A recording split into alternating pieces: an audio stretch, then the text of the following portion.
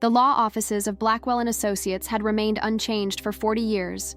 The same mahogany paneling, the same leather-bound legal volumes lining the walls, the same faint scent of lemon polish and pipe tobacco that Mr. Blackwell had never quite abandoned despite the building's strict no-smoking policy. The conference room windows faced west, catching the late afternoon sun that cast long shadows across the polished table where my family now sat in uncomfortable silence. My grandmother, Eleanor Montgomery, had passed away 3 weeks earlier at the age of 92. The matriarch of a family fortune built on timber and real estate, she had outlived her husband by nearly 2 decades, maintaining iron control over the Montgomery assets until her final breath. Now we gathered for the reading of her will, a moment my aunts, uncles, and cousins had anticipated with poorly disguised impatience for years. I sat at the far end of the table, as distant in physical placement as I had always been in family hierarchy. The youngest grandchild, born to the daughter who had married beneath her station, according to family lore, I had never quite belonged in the Montgomery inner circle. My cousins attended Ivy League universities while I pieced together community college credits between shifts at a local bookstore. They received luxury cars on their 16th birthdays. I took the bus. They were invited to holiday gatherings at the Montgomery estate. I received formal Christmas cards signed by my grandmother's secretary. Mr. Blackwell entered precisely at 3 o'clock, his silver hair and wire-rimmed glasses giving him the appearance of authority that decades of managing wealthy clients' affairs had only enhanced. His assistant followed with a discreet recording device and a thick folder bearing the Montgomery family crest. "Thank you all for coming," he began, his voice carrying the precise diction of old Boston money. "We are here for the reading of the last will and testament of Eleanor Constance Montgomery."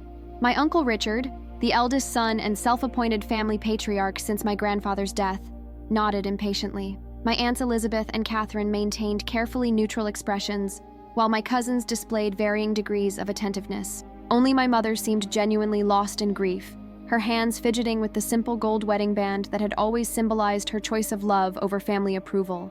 "Before we begin," Mr. Blackwell continued, "Mrs. Montgomery left specific instructions about the proceedings today. The will is to be read in its entirety without interruption, followed by a recording she prepared 3 months before her passing." A recording? This unexpected detail caused a ripple of murmurs around the table. My grandmother had always preferred written communication, disdaining telephones and certainly never embracing modern technology. What message had been important enough for her to break this lifelong habit? Mr. Blackwell adjusted his glasses and began to read. The will proceeded much as everyone expected. The Montgomery estate in Beacon Hill went to Uncle Richard, along with the controlling interest in Montgomery Holdings. Aunt Elizabeth received the summer property in Martha's Vineyard and a substantial stock portfolio. Aunt Catherine inherited the art collection and the family's historical documents for the genealogical research that occupied her retirement years. Various cousins were granted trust funds, vacation properties, and family heirlooms according to their perceived standing in the family hierarchy. My mother, Margaret, received a modest financial bequest, enough to be respectable, but not enough to suggest genuine reconciliation after decades of strained relations. The careful wording made clear that this was her final inheritance, with no expectation of ongoing connection to the family's business interests or social position. As for me, I wasn't mentioned at all. This exclusion wasn't surprising. My grandmother had never acknowledged my graduations, never responded to the occasional letters I sent during college, never shown any interest in my existence beyond perfunctory social requirements. Still, having this lifelong erasure formalized in legal documents stung more than I had anticipated. My mother reached across the table and squeezed my hand briefly. She understood all too well the Montgomery talent for calculated omission, the family's preferred method for expressing disapproval without acknowledging sufficient importance to justify direct confrontation. "This concludes the formal will," Mr. Blackwell announced, closing the document with practiced precision. As mentioned, Mrs. Montgomery prepared an audio recording to be played following the reading. She was quite specific that all named beneficiaries must remain present for this portion of the proceedings. He nodded to his assistant, who placed a small digital recorder on the table and pressed play. My grandmother's voice filled the room, strong and clear despite her advanced age, carrying the cultivated accent of old New England wealth, with its distinctive vowels and precise consonant. The sound was so familiar, yet so unexpected that several family members visibly startled. "If you are hearing this recording, then Albert has followed my instructions exactly as outlined. The formal will has been read, the expected assets have been distributed, and my affairs appear to be concluded according to Montgomery family traditions." She paused, and I could almost picture her sitting in her study with its view of Boston Common, steel gray hair perfectly coiffed, posture impeccable even in her final months. However, there remains one matter I have chosen to address separately from the formal legal documents. This concerns a portion of my estate that has never been publicly acknowledged or included in family discussions of inheritance. Uncle Richard straightened in his chair, his expression shifting from satisfied completion to sudden alertness. Aunt Elizabeth and Catherine exchanged quick glances, while my cousins displayed varying degrees of confusion and interest. 40 years ago, following a significant timber sale in the Pacific Northwest, I established a separate investment account under the management of Blackwell and Associates, but independent from the family holdings known to my children and their financial advisors. This account was created with a specific purpose that I kept private throughout my lifetime. The silence in the room deepened as family members processed this revelation. My grandmother, known for transparent financial dealings within the family power structure, had maintained secret assets for decades. It defied everything we thought we knew about her approach to wealth management and family governance. The initial investment has grown considerably over 4 decades of careful stewardship. As of the recording of this message, the account holds assets valued at approximately $28 million. An audible gasp came from someone down the table. Cousin Philip, I thought, though I couldn't be certain without turning to look. $28 million was substantial even by Montgomery standards, representing a significant portion of the family fortune that had apparently existed outside the known financial ecosystem. These assets, along with the instructions for their use, I leave to the child you all ignored. My grandmother's voice continued, but her next words were drowned out by the immediate reaction around the table. Uncle Richard's hand slammed down with enough force to rattle the water glasses. Aunt Elizabeth let out a sharp, "What?" while various cousins began speaking over one another in confusion and protest. Only my mother remained completely still, her eyes wide with shock as she turned slowly to look at me. I sat frozen, certain I had misheard or misunderstood, as Mr. Blackwell raised his hands for silence. "Please," he said firmly. Mrs. Montgomery instructed that the recording be heard in its entirety without interruption. We will restart from the beginning of this section. He rewound the digital file slightly and pressed play again. My grandmother's voice returned, crisp and determined. "These assets, along with the instructions for their use, I leave to the child you all ignored. My granddaughter, Sarah Margaret Montgomery." The recording continued into stunned silence, my grandmother's voice maintaining its measured cadence despite the bombshell she had just delivered. Sarah has lived her entire life at the periphery of the Montgomery family, present in technical definition but excluded from meaningful participation in family affairs, decision-making, and opportunity. This was not by her choice or due to any failing on her part, but the result of deliberate and sustained patterns established by her aunts, uncles, and eventually her cousins, following the unfortunate example I myself set for many years. My face burned as every eye in the room turned toward me. This public acknowledgement of my systematic exclusion, coming from the family matriarch who had been its primary architect, created a surreal moment of validation I had never expected to experience. The account I established 40 years ago was originally intended as a form of restitution for a business decision I have regretted throughout my life. The timber sale that generated these funds involved the displacement of a small community in Oregon, families who had valid historical claims to the land, but lacked the legal resources to defend their interests against our corporate attorneys. This revelation caused another ripple of reaction around the table. The Montgomery fortune had always been presented as the result of shrewd but ethical business dealings. The suggestion that questionable practices had contributed to our family wealth challenged the carefully maintained narrative of meritocratic prosperity. When Margaret chose to marry David Miller, a young man from that very community who had relocated to Boston for college, I interpreted it as a cosmic reminder of my moral failing. Rather than acknowledging this connection and seeking reconciliation, I responded with the same callous self-interest that had characterized the original business decision. I rejected the marriage, distanced Margaret from family resources, and subsequently extended this exclusion to their daughter.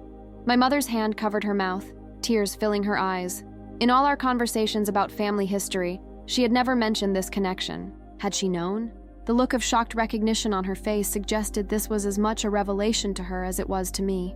Sarah's father died before she was old enough to know him, and I used his absence as justification to maintain the fiction that Margaret's branch of the family was somehow separate and less entitled to the Montgomery legacy.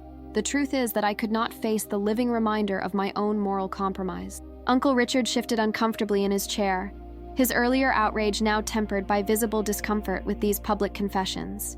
Aunt Elizabeth stared fixedly at the table, while Catherine's hand trembled slightly as she reached for her water glass. In my final years, I have undergone considerable reflection on the values this family claims to uphold and the actual patterns of behavior we have demonstrated. The assets I am leaving to Sarah represent not merely financial restitution, but acknowledgement of the profound failure of character perpetuated across generations of Montgomerys. The recording paused briefly, as if my grandmother had needed to collect herself before continuing. When her voice resumed, it carried a subtle but noticeable shift in tone, less the commanding family matriarch, and more a woman confronting difficult truths at the end of her life. Sarah, I recognize that money cannot compensate for decades of exclusion or the opportunities denied to you throughout your formative years. This inheritance comes with no obligations or expectations. You may use it as you see fit, whether for your education, career pursuits, philanthropic interests, or any purpose that brings meaning to your life. Hearing my grandmother address me directly, something that had rarely occurred in person during her lifetime, created an emotional response I struggled to contain in this room full of relatives now watching me with stunned expressions. My chin lifted slightly, an unconscious gesture of dignity in a moment where family dynamics were being dramatically recalibrated. To the rest of the family, this decision is not subject to challenge or reinterpretation. Albert has maintained meticulous documentation of the separate account since its establishment, including my written instructions updated regularly throughout the decade. Any attempt to contest this bequest will trigger provisions that would significantly impact the distributions outlined in the formal will.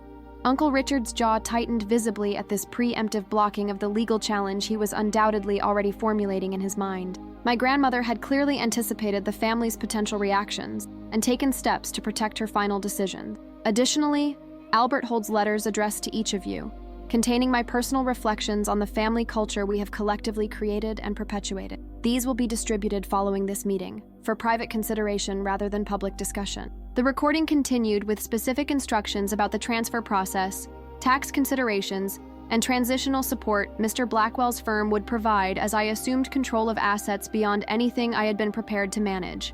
Throughout these technical details, the family remained silent, processing the dramatic restructuring of our shared understanding of Montgomery, history, values, and relationships. As the recording concluded with a formal statement of authenticity and voluntary intent, Mr. Blackwell stopped the device and looked around the table with the measured gaze of someone who had witnessed countless family reckonings over his long career. "Mrs. Montgomery has left additional documentation and instructions in my possession," he said, his tone neutral but authoritative. "I am prepared to review these materials with Sarah at her convenience, along with introducing her to the financial advisors who have managed this separate account over the years."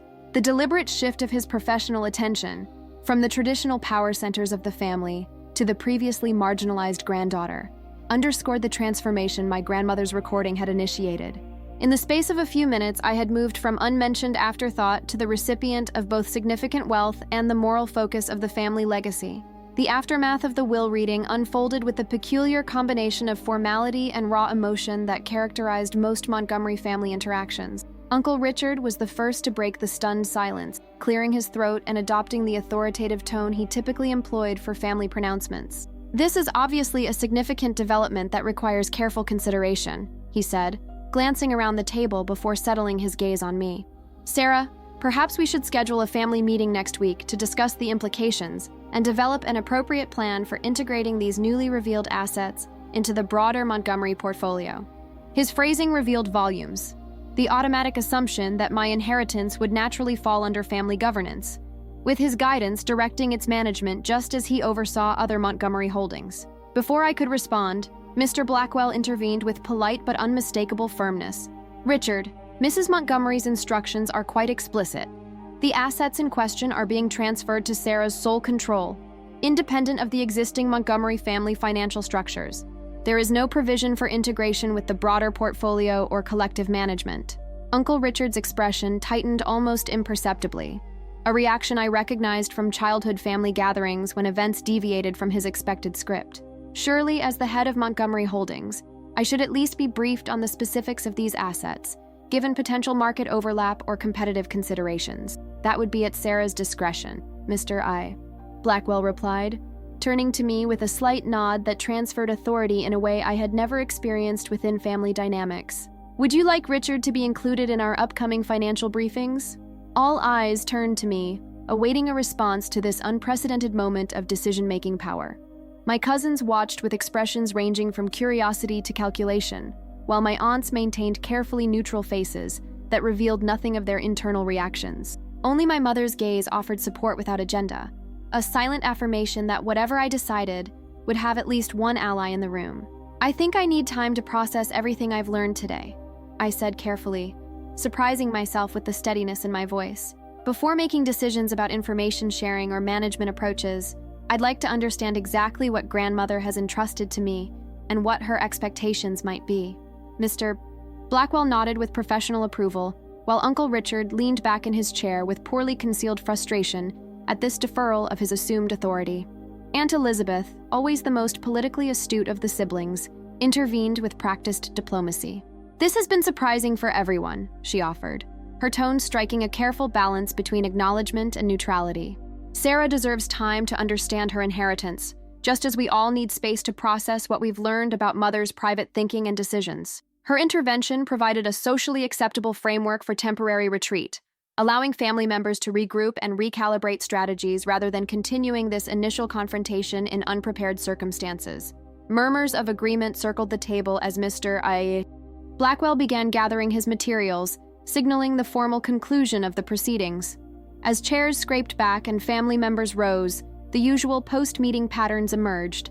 Uncle Richard conferring intently with his eldest son, Aunt Catherine making discreet notes in her small leather notebook, cousins clustering in familiar alliance groupings. Yet subtle differences revealed the impact of my grandmother's recorded message.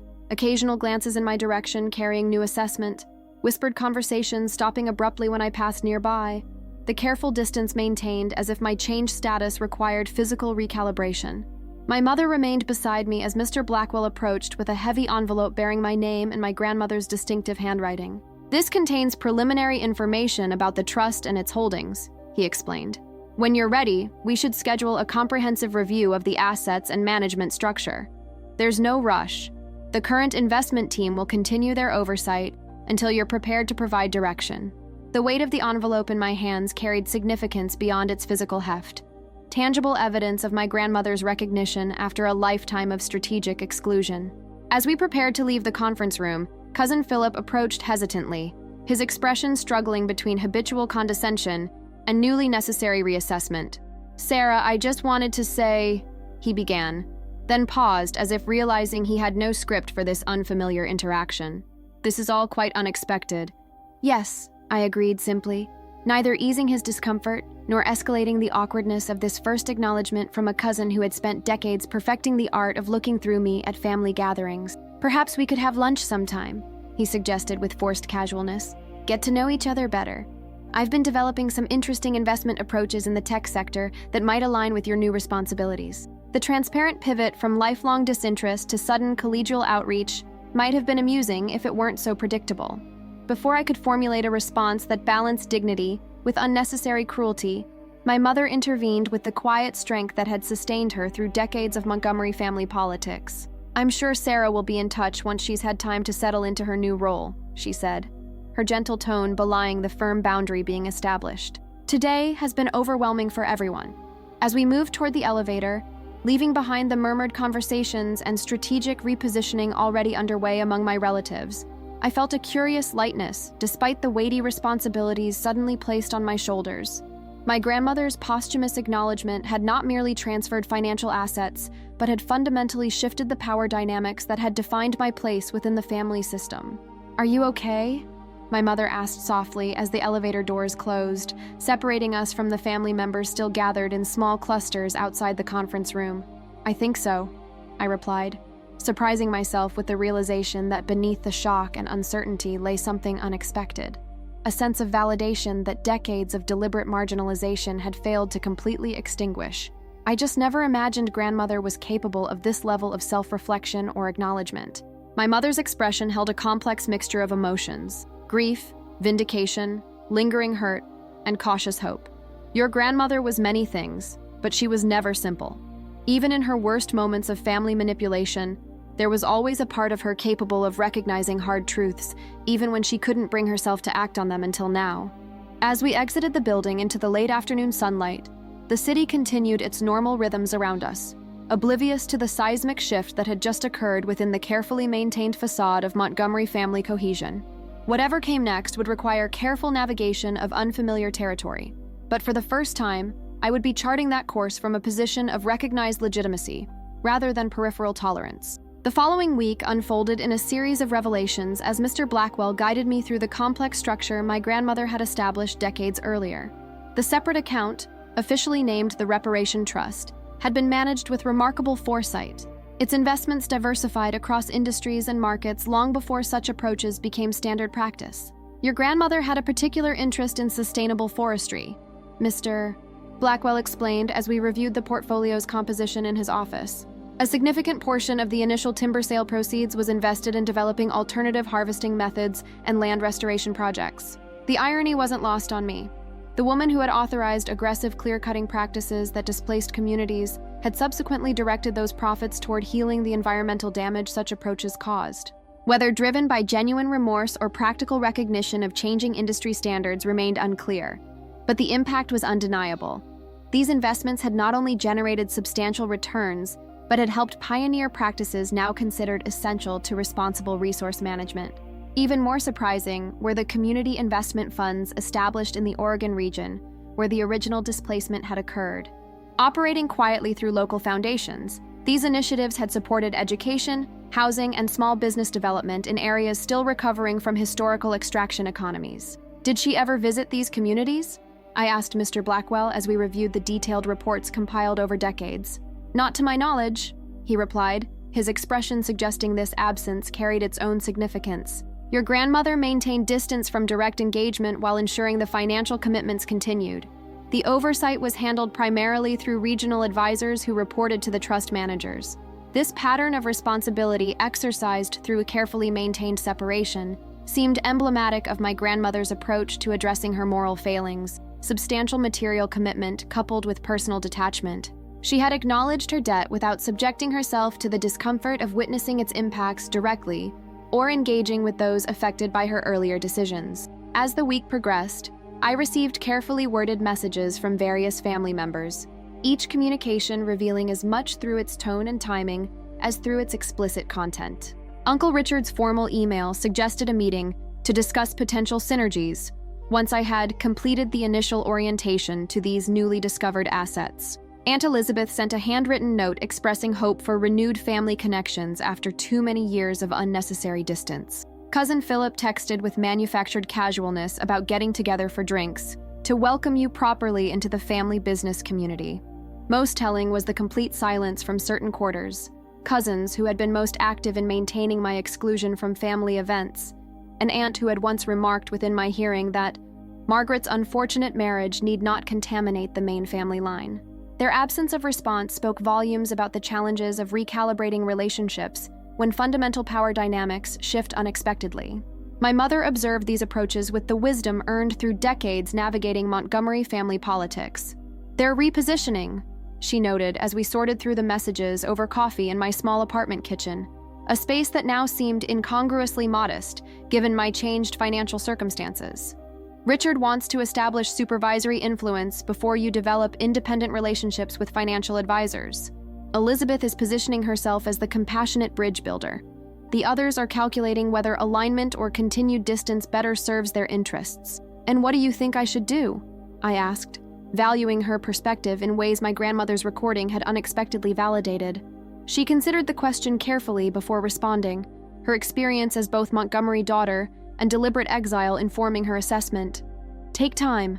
The money isn't going anywhere, and rushing decisions rarely serves anyone except those with predetermined agendas. Learn everything you can about what your grandmother actually established, not just the financial structures, but the underlying purposes and intentions. Her advice aligned with my own instincts. The inheritance represented more than unexpected wealth.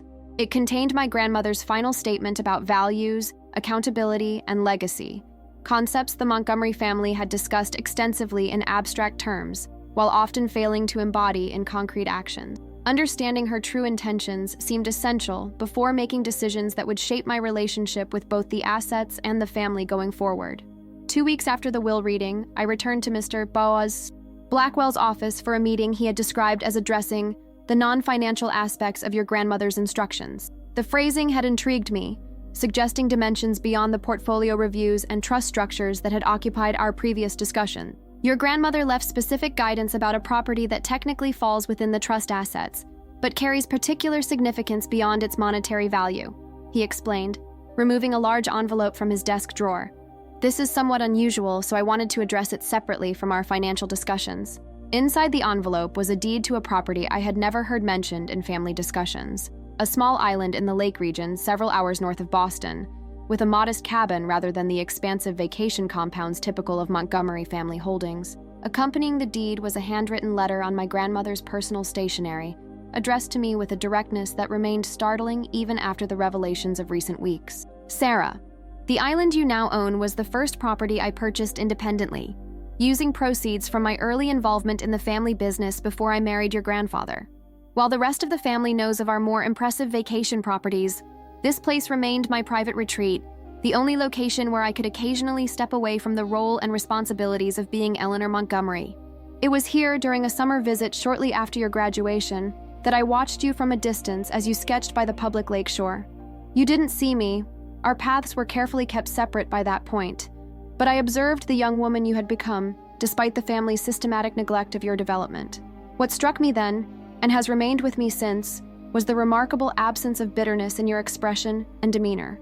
Where I might have expected to see the hardness that often results from continued exclusion, I instead witnessed a quality of attentive presence to your surroundings, to the moment, to the work before you, that I recognized as something the Montgomery wealth had consistently failed to nurture in its acknowledged heirs. The island is not valuable in monetary terms compared to other family holdings, but it represents something I came to value more deeply in my final years: the possibility of defining oneself beyond the expectations and limitations of inherited identity. I offer it not as additional compensation, but as a space where you might continue becoming the person you have already begun to be, someone defined by qualities more substantial than the Montgomery name or resources. With belated recognition, Eleanor Montgomery. The island proved to be exactly as my grandmother had described it: a modest retreat rather than an ostentatious display of wealth. 3 acres of mixed forest surrounding a simple cedar cabin with a wide porch facing west across the lake. No boat dock designed for entertaining large parties.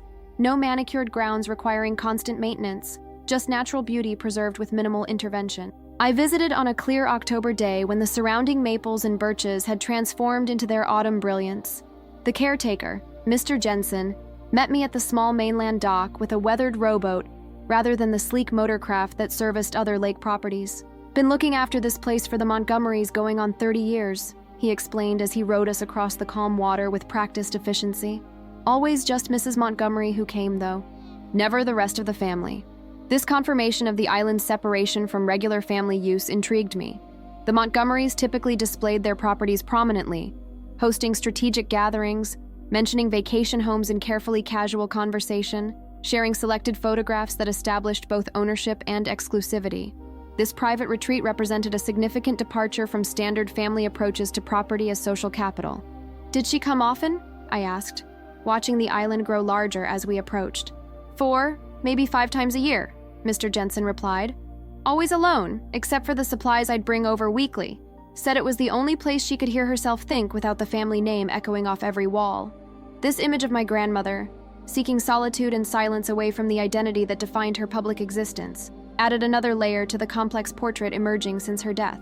The woman who had maintained iron control over family dynamics had apparently needed escape from the very structures she so carefully maintained. The cabin interior revealed further surprises. Where Montgomery vacation properties typically featured professional interior design with carefully curated objects signaling both wealth and cultural sophistication, this space contained simple, comfortable furnishings arranged for function rather than impression. The bookshelves held worn paperback mysteries alongside poetry collections and field guides to local flora and fauna. Casual reading rather than the leather-bound classics displayed in the main estate library. Most striking was the small studio space occupying the cabin's sunroom, where an easel stood beside windows overlooking the lake. Canvases stacked against the wall revealed amateur but earnest landscape paintings, another revelation about the woman I had known only through her public persona as formidable business manager and family matriarch. "I didn't know she painted," I remarked to Mr. Jensen as he helped orient me to the cabin's simple systems. "Started about 15 years ago," he explained. "Said she'd always wanted to try it, but never had the time. Or maybe the courage," she said once when she'd had a glass of that sherry she liked. The image of my grandmother, finding courage in her 70s to attempt something new, something she might not excel at immediately, contradicted everything I had observed about her approach to life and achievement. The Montgomerys began things only when success was virtually assured. Potential failure was to be avoided rather than risked in pursuit of personal growth or simple pleasure. As Mr. Jensen departed, promising to return the following morning, I stood on the porch watching the late afternoon light play across the lake's surface. The opposite shore held several large vacation compounds with conspicuous boathouses and expansive docks, the type of properties my family typically acquired. This small island with its modest cabin represented a deliberate choice for something different, a value system operating outside the usual Montgomery parameters of impression management and status display. Inside, I discovered my grandmother's final surprise in the form of a journal left prominently on the small writing desk. Unlike the formal leather-bound volumes she had always used for business notes, this was a simple composition book with lake reflections written on the cover in her distinctive handwriting.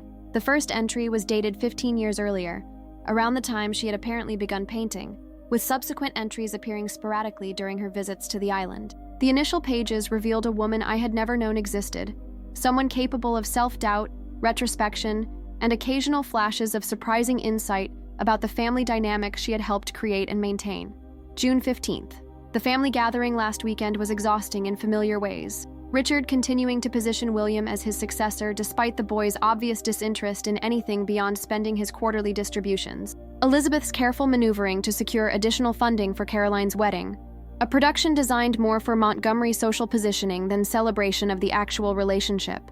All of it exhausting, and somehow both entirely predictable and increasingly hollow. Here at the lake, none of it seems to matter with the same intensity. The water doesn't care about quarterly returns or strategic marriages or maintaining appropriate appearances at the club. Perhaps that's why I find myself breathing more deeply here than anywhere else. As I turned the pages, I discovered a woman gradually questioning the values and priorities that had governed her public life, not dramatically renouncing them, but examining their costs and limitations with increasing clarity. August 30th, attempted another landscape today. Still struggling with perspective and proportion, but there's something satisfying in the effort itself, regardless of the result. So contrary to everything I've demanded from the family, where results are the only measure that matters and effort without achievement is merely embarrassing weakness. I wonder when that standard became so absolute in our family culture. My father certainly embodied it, but there were moments, playing chess in the evening, listening to baseball games on the radio, when accomplishment seemed secondary to simple presence or enjoyment. When did we lose that capacity?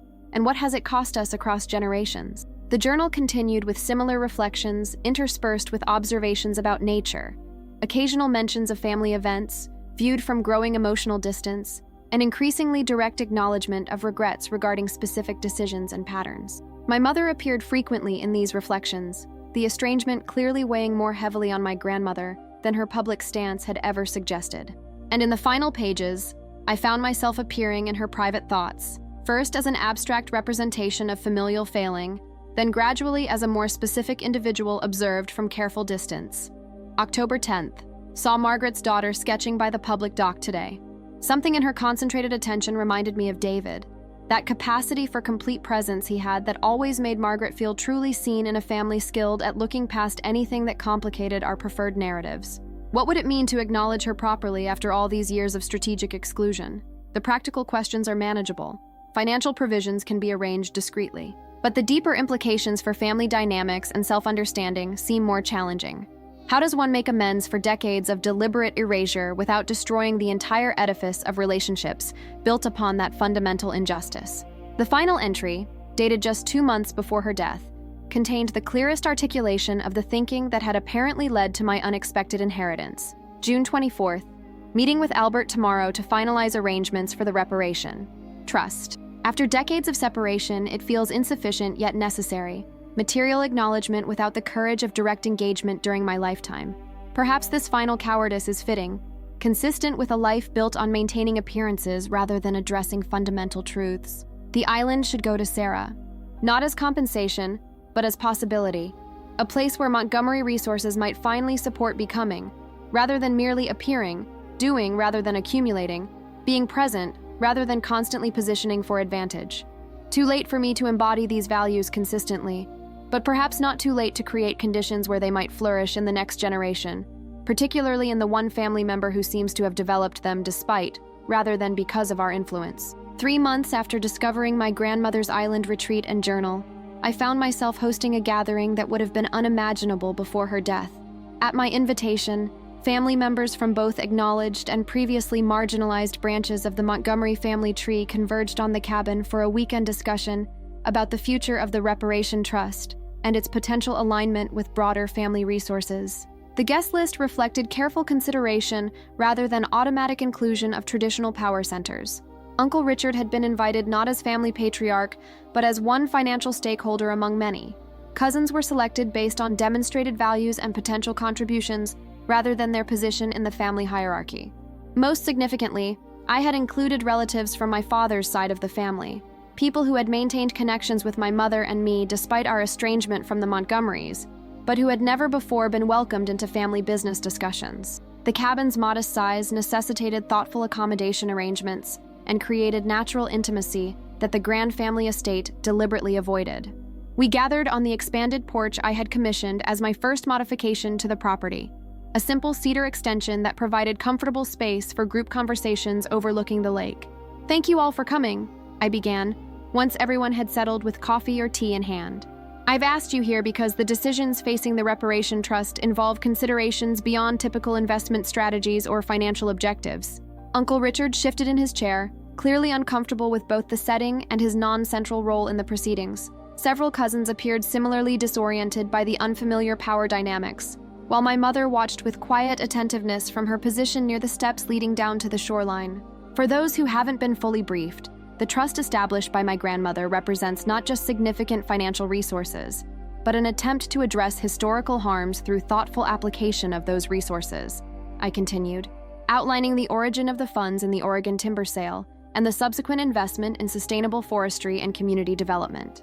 As I shared the detailed impact reports from communities that had benefited from these investments over decades, I observed the varied reactions around the circle. Surprise from those who had never imagined Eleanor Montgomery engaged in reparative approaches, calculation from those assessing how this information might influence family financial strategies, genuine interest from a few who recognize the alignment with their own evolving values. What's most striking about these initiatives, I noted, is how they've not only addressed historical harms, but have ultimately generated superior returns compared to many traditional Montgomery investments. Ethical deployment of resources and financial performance haven't been competing objectives, but complementary approaches. This observation captured immediate attention, particularly from Uncle Richard and cousins actively involved in Montgomery holdings. The suggestion that values-based investing might outperform conventional approaches challenged fundamental assumptions about the necessary separation between business decisions and ethical considerations, a dichotomy the family had maintained across generations. The question before us now, I continued, is whether these approaches might inform broader Montgomery investment strategies going forward. Grandmother established these resources separately, perhaps believing that integration with existing family holdings would be impractical or unwelcome. I'm suggesting we consider whether that separation continues to serve either financial or ethical purposes. The proposal hung in the air, not a direct challenge to existing power structures, but an invitation to reconsider assumptions that had guided family wealth management across generations. Uncle Richard cleared his throat, his expression suggesting internal conflict between defensive reaction and genuine consideration. "These results are noteworthy," he acknowledged with careful precision, "though I would want to see more detailed analysis of risk-adjusted returns across market cycles before drawing definitive conclusions about broader application." This tentative opening, Richard engaging with the substance rather than dismissing the approach outright, represented significant evolution from his initial reaction at the will reading. Other family members began offering perspectives, questions, and observations, the conversation gradually shifting from polite formality to more substantive engagement with both financial and ethical dimensions. As discussion continued through the morning and into the shared lunch prepared on the cabin's simple kitchen, I observed subtle but meaningful shifts in family dynamics. Cousins who had previously deferred automatically to Uncle Richard offered independent perspectives informed by their own experiences and values. Relatives from my father's side contributed insights shaped by different cultural backgrounds and professional expertise. My mother, initially quiet, gradually joined the conversation with perspectives gained through decades operating outside traditional Montgomery frameworks. Most significantly, the island setting itself seemed to influence interaction patterns. Away from the formal spaces and established hierarchies of traditional family properties, surrounded by natural beauty rather than curated displays of wealth and status. Even the most conventional family members displayed capacity for reflection and reconsideration that rarely emerged in typical Montgomery gatherings. By late afternoon, as golden light stretched across the lake and conversation had evolved from formal discussion to smaller groups continuing exploration of specific ideas, I found myself standing at the shoreline, observing the transformed family tableau from slight distance. My grandmother's journal entries about the island's capacity to encourage different ways of being seemed prophetic, the setting itself appearing to nurture authentic engagement rather than strategic positioning. Uncle Richard approached, his usual authoritative stride moderated to match the natural surroundings. "This place," he said after a moment of shared silence, watching the light play across the water. "I had no idea Mother maintained such a retreat. It's so unlike her other properties. Or perhaps it reveals aspects of her we never fully recognized," I suggested, thinking of the journal entries and paintings that had transformed my understanding of the woman who had simultaneously excluded and ultimately acknowledged me. He considered this possibility with surprising receptiveness.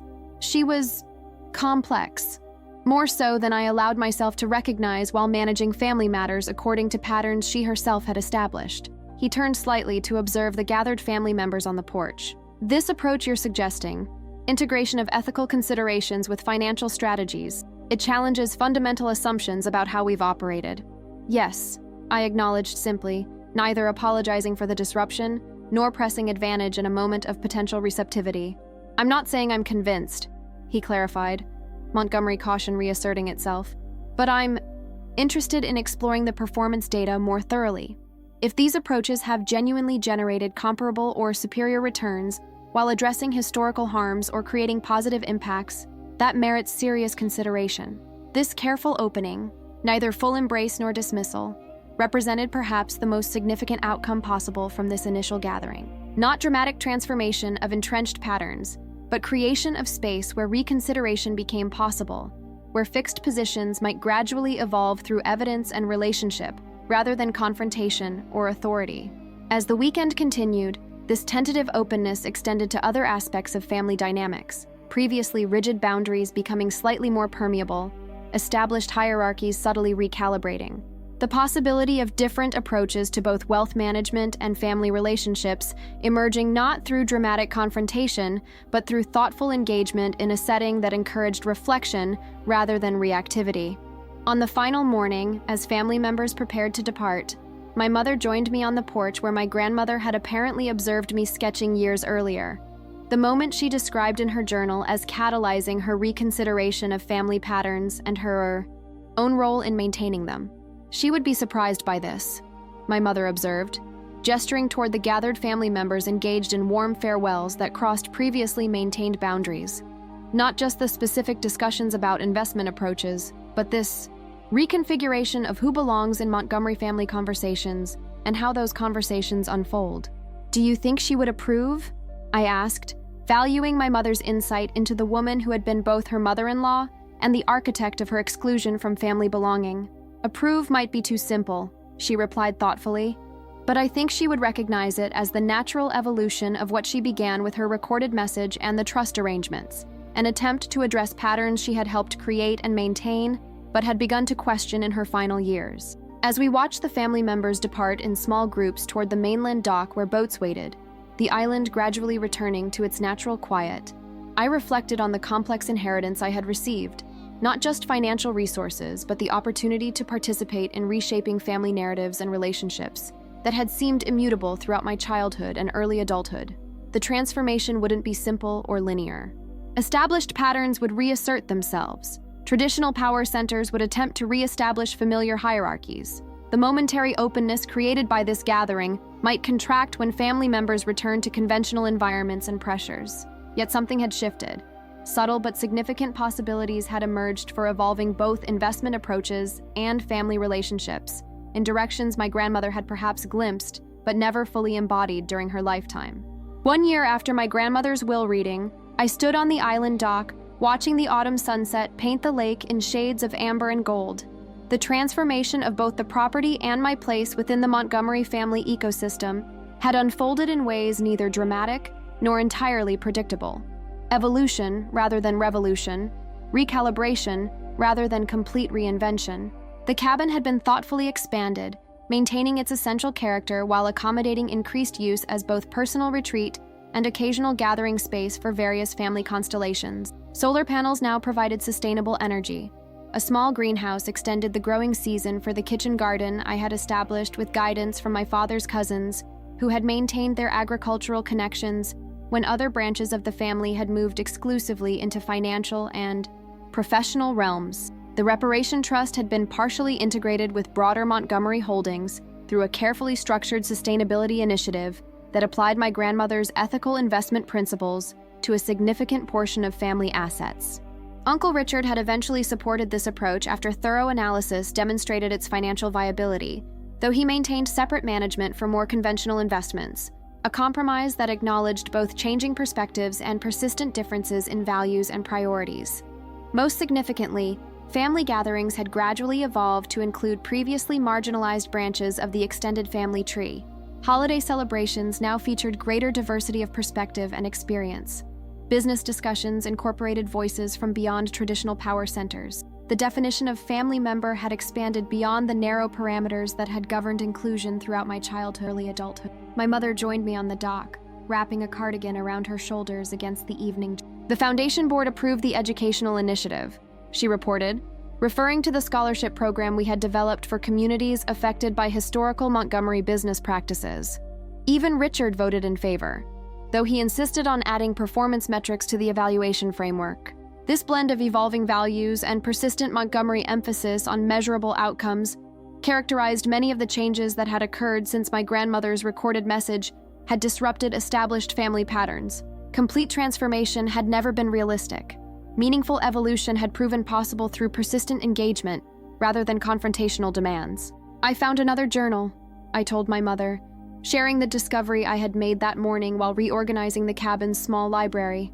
It seems grandmother kept a separate volume during her final year, reflecting specifically on her relationship with you and the choices she made after you married Dad. My mother's expression revealed complex emotions, the lingering pain of decades of exclusion balanced against the gradual healing that had emerged through posthumous acknowledgement and the family reconfiguration that had followed.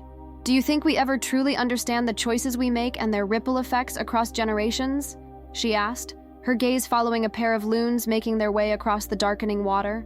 Maybe understanding isn't the point, I suggested, thinking of my grandmother's journal entries with their increasing recognition of patterns she had helped create but couldn't fully transform during her lifetime. Maybe acknowledgement matters more than complete understanding, and creating possibilities for different choices going forward matters more than perfect reconciliation with the past. As darkness settled over the lake and lights began appearing in distant homes along the shore, I reflected on the inheritance that had transformed my life, not merely the financial resources that had created new possibilities, but the invitation to participate in reshaping family narratives and relationships that had previously seemed immutable. My grandmother's recorded message at the will reading, "To the child you all ignored," had initially appeared as dramatic revelation and redistribution of family resources. With time and perspective, I had come to recognize it as something more nuanced, acknowledgement of patterns she had helped establish but had begun to question, creation of conditions where different approaches might emerge without prescribing exactly how that evolution should unfold. The most valuable aspect of this inheritance wasn't the wealth itself, but the opportunity it created for reconsideration, of values, relationships, and possibilities that extended beyond conventional Montgomery definitions of success or belonging. The island represented this opportunity in physical form, a space apart from established patterns, where different ways of being and relating could gradually emerge through practice rather than proclamation. In the gathering darkness, the lake's surface reflected both the emerging stars above and the scattered lights of human habitation along the shore, natural and constructed worlds existing in temporary harmony rather than opposition. This integration of seemingly disparate elements seemed an appropriate metaphor for the ongoing family evolution. Not perfect resolution of historical tensions or complete transformation of established patterns, but thoughtful engagement with both inheritance and possibility, acknowledgement of what had been while creating space for what might yet emerge. "We should head inside," my mother suggested as the evening chill deepened. "Your cousins will be arriving tomorrow morning, and there's still plenty to prepare." As we walked up the path toward the warmly lit cabin, I carried a deeper appreciation for my grandmother's final message.